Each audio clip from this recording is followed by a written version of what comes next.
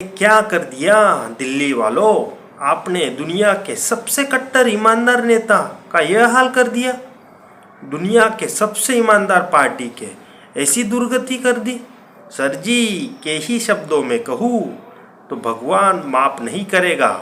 दिल्ली के मुगले आजम को तुमने रायते आजम बनाकर रख दिया।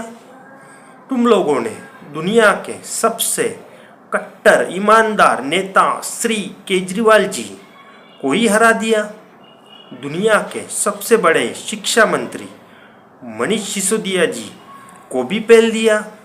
तुम्हारी इतनी हिम्मत भगवान माफ नहीं करेगा। जिस वक्त हम ये वीडियो बना रहे हैं उस वक्त परम आदरणीय सत्येंद्र जैन भी हार गए हैं और नित्य वंदनीय सौरव भारद्वाज जी को भी दिल्ली की बेरहम जनता ने पेल दिया है। मतलब अगर किसी पार्टी की टॉप लीडर अपनी अपनी सीटें भी नहीं जीत पा रहे हैं तो आप समझ सकते हैं कि जनता ने उनकी क्या पुंगी बजाई है। उन्हें सिर्फ हराया ही नहीं बल्कि उनकी छाती पर घुटना रखकर उनकी जान ही निकाल दी। भगवान माफ नहीं करेगा। मैं दिल्ली वालों से पूछना चाहता हूँ, ऐसे कौन करता है, ऐसे कौन हराता है। वे हमें लगा था आम आदमी पार्टी 810 सीटों कम पाएगी, लेकिन तुमने तो उन्हें दिल्ली की सल्तनत से उठाकर झाग वाली यमुना में ही बहा दिया। क्योंकि हम ईमानदार हैं। माना कि केजरीवाल जी ने दिल्ली में बुजुर्गों के लिए मुफ्त में धार्मिक यात्रा के लिए गाड़ी चला रखी है, पर इसका मतलब ये नहीं है थोड़ी है कि भैया आप लोग उन्हें ही हराकर उम्र में उन्हें ही धार्मिक यात्रा पर भेज दोगे। ऐसे कैसे। वैसे भी पिछले एक साल में अपने घर से तिहाड़ की यात्रा करके काफ़ी थक चुके हैं, लेकिन तुम लोग ने जरा भी रहम नहीं दिखाया, जरा भी रहम नहीं किया। अब बताओ कौन करेगा तुम्हारा रोज रोज एंटरटेनमेंट। कौन हर रोज टीवी पर आकर बोलेगा, कहेगा कि एलजी हमें काम करने से नहीं देती, सैमसंग हमें घर में आकर कचरा फेंक कर चली जाती है, छत पर सुखा रहे हमारा अंडरवेयर चुरा ले जाती है। कौन बोलेगा ये सब। हैरान हूँ दिल्ली वालों, आप लोग इतने बेदर्द कैसे हो सकते हो।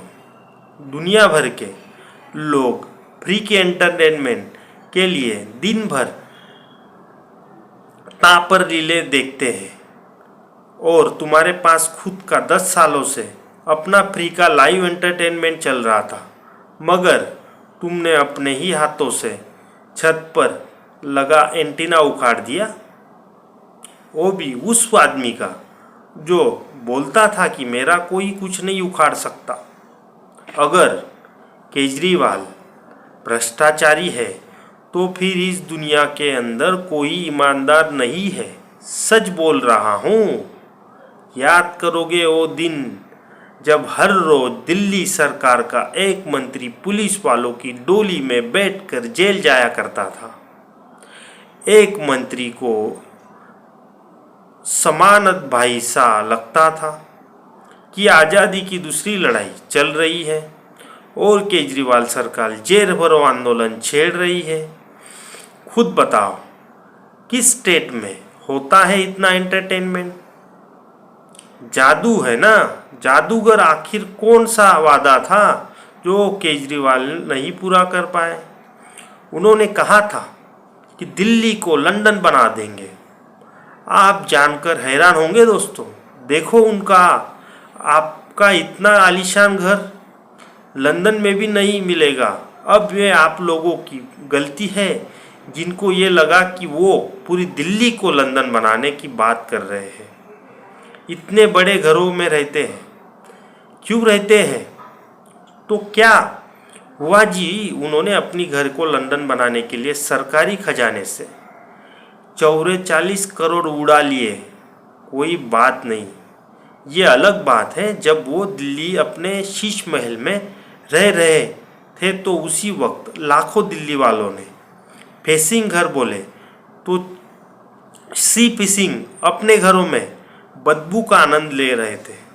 लेकिन दिल्ली वालों को यही तो तसल्ली थी कि उनके शहर में कोई तो लंदन जैसा घर है, कोई तो लंदन जैसे घर में रह रहा है।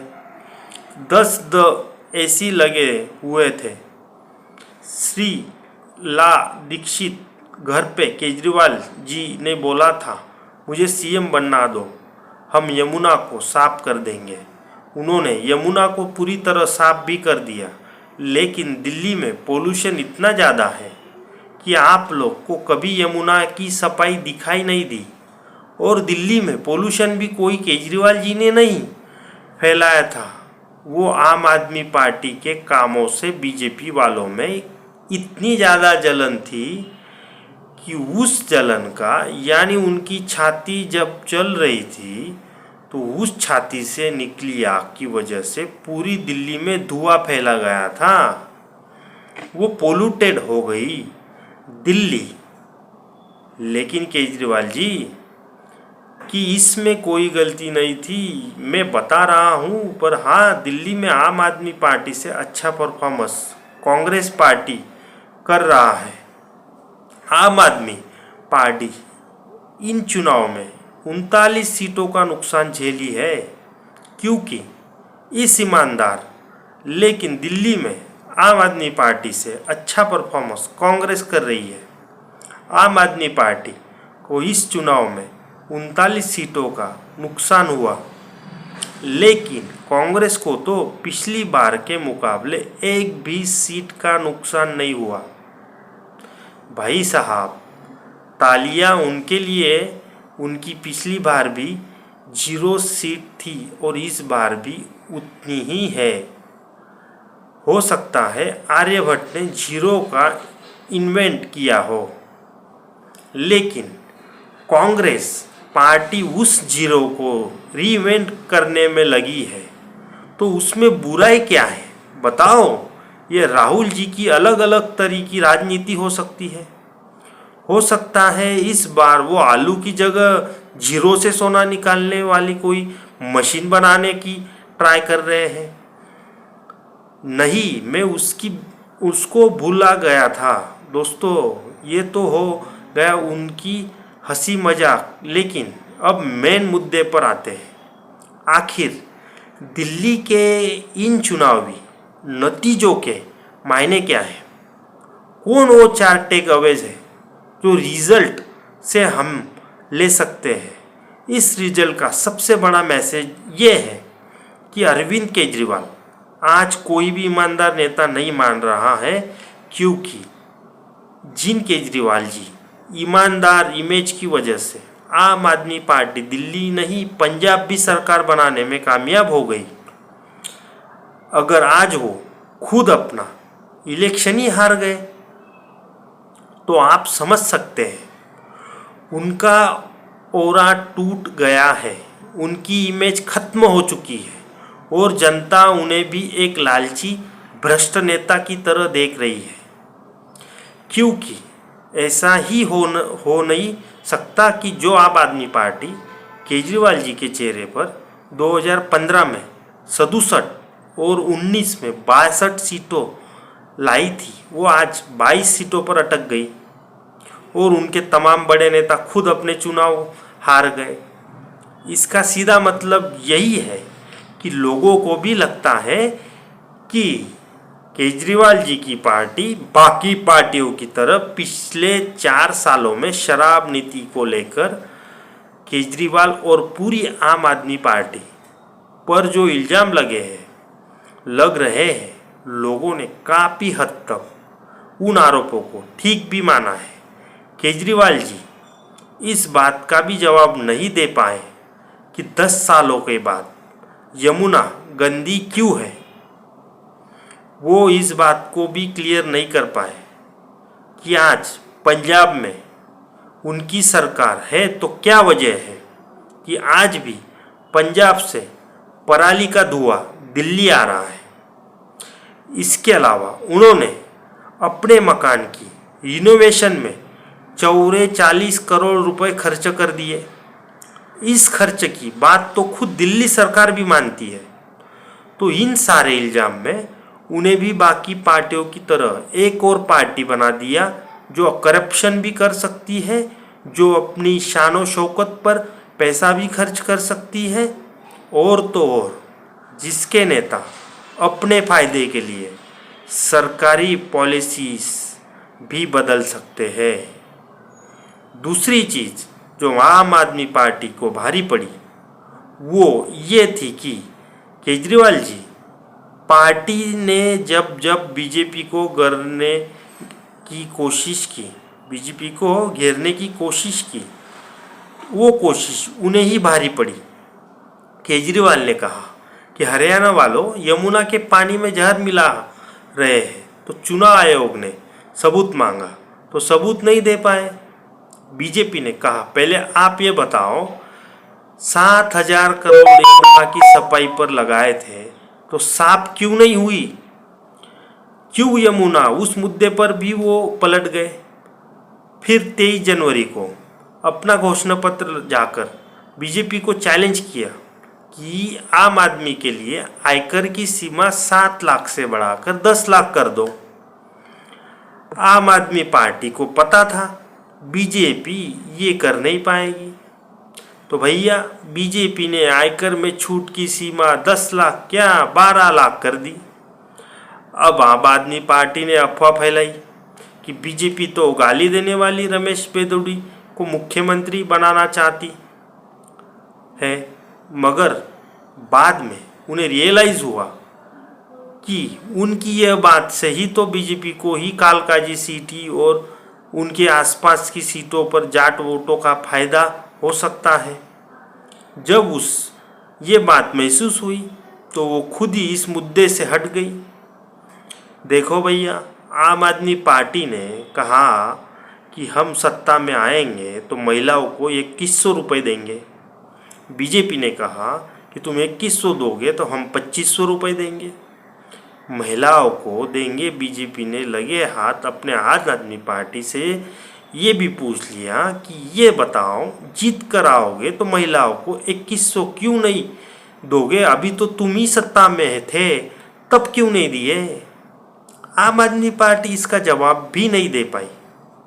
इस तरह आम आदमी पार्टी ने जिस को मुद्दा बनाया, आखिर वही चीज़ उन्हें भारी पड़ गई। 2024 में जब लोकसभा का रिजल्ट आया दोस्तों, और बीजेपी को मेजॉरिटी से 30 सीटें कम आई थी, तो बहुत सारे लोगों ने दावा किया था कि मोदी का जादू कम हो गया है। देखना हरियाणा, महाराष्ट्र और बाद में दिल्ली भी बीजेपी हारेगी। इसके बाद नीतीश कुमार, चंद्रबाबू बीजेपी से सपोर्ट वापस लेंगे और उनकी सरकार गिर जाएगी।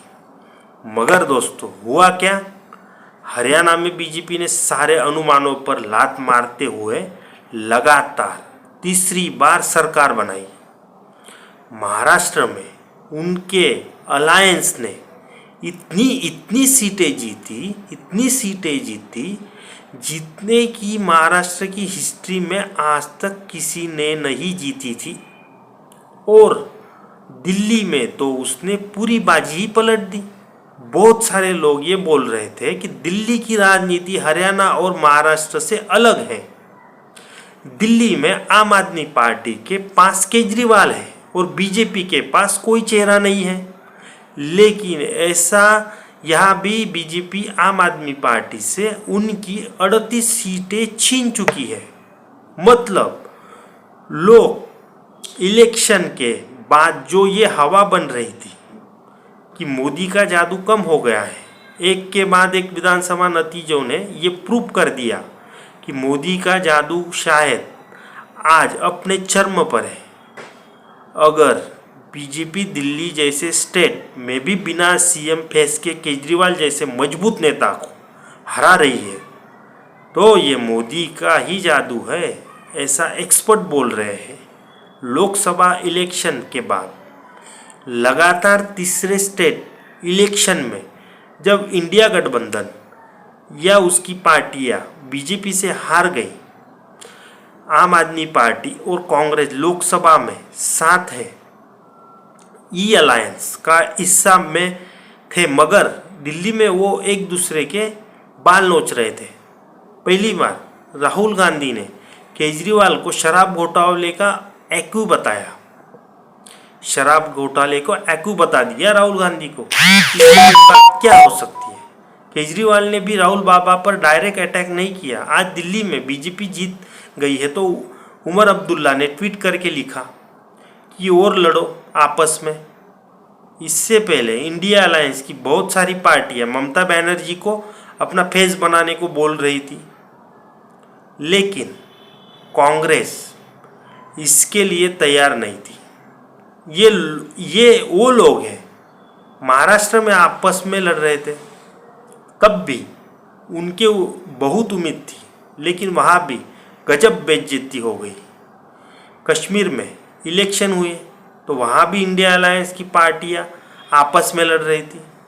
मतलब आप ये कह सकते हैं कि इंडिया अलायंस अब दी इंडिया अलायंस हो चुकी है। तो दोस्तों, ये थे कुछ बड़े टेक अवेज इस इलेक्शन की, लेकिन केजरीवाल का खुद इलेक्शन हारना मुझे लगता है इंडियन पॉलिटिक्स के पिछले 10 सालों की सबसे बड़ी खबर है। जिस आदमी ने पॉलिटिक्स में आते ही भूचाल मचा दिया था, जिनकी ईमानदारी और नए तरीके पॉलिटिक्स की पूरी दुनिया में चर्चा हो रही थी, अगर वो खुद करप्शन के आरोपों में जेल जाए और फिर अपना चुनाव भी हार जाए, तो इससे बड़ी खबर और कुछ नहीं हो सकती है। किसी फिल्मी कहानी से कम नहीं लगता है मेरे को कि केजरीवाल की इस हार ने यह प्रूव कर दिया है कि जनता एक दिन किसी को भी फर्श से अर्श पर पहुंचा सकती है, तो उसी आदमी को दोबारा पटक कर जमीन पर भी ला सकती है। इस रिजल्ट के साथ ही केजरीवाल जी पॉलिटिक्स में हमेशा के लिए खत्म हुए हो, लेकिन इस रिजल्ट में बहुत सारे लोगों के लिए बहुत ही सारे सबक छिपे हैं। ऐसे ही मामले पर हम जल्दी ही एक और वीडियो बनाएंगे, जिसमें हम बाकी मुद्दों पर भी डिटेल में चर्चा करेंगे। फिलहाल आप हमें कमेंट बॉक्स में लिखकर ये बताइए कि आम आदमी पार्टी की दिल्ली में जो गत हुई है, उसके आपके हिसाब से वजह क्या है, और खुद केजरीवाल जी के चुनाव हारने को आप कैसे देखते हैं। बाकी वीडियो अच्छी लगी है हो तो ऐसे अपने दोस्तों को शेयर ज़रूर करिएगा, चैनल को भी सब्सक्राइब करिएगा। और हाँ, जाने से पहले आप सभी को वंदे मातरम, जय हिंद, जय भारत।